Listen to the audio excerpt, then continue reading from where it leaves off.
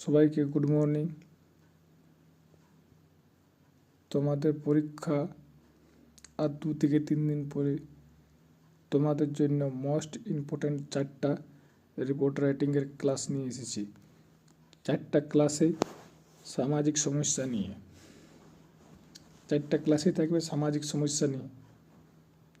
শুধুমাত্র format, report writing format, একটা report writing একটা ফরম্যাটে, একটা রিপোর্ট রাইটিং ফরম্যাটে 4টা হয়ে যাবে। একটা রিপোর্ট রাইটিং ফরম্যাটে 1টা 2টো 3টা 4টা।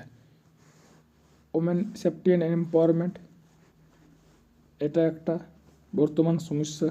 চাইল্ড লেবার একটা সমস্যা, অনলাইন ফ্রড একটা সমস্যা। Atrocity on Bengali migrant workers, মানে বাংলার যে মাইগ্রেন্ট পরিযায়ী শ্রমিকদের আছে তাদের উপর যে অত্যাচার, এটাও একটা বর্তমান সমস্যা। এই 4টা সমস্যাকে আমি শুধুমাত্র একটা রিপোর্ট রাইটিং ফরম্যাটে লিখেছি। একটা রিপোর্ট রাইটিং ফরম্যাটে, কোনো কিছু নেই।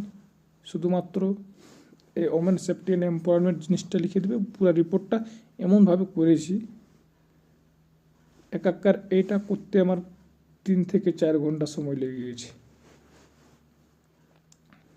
তো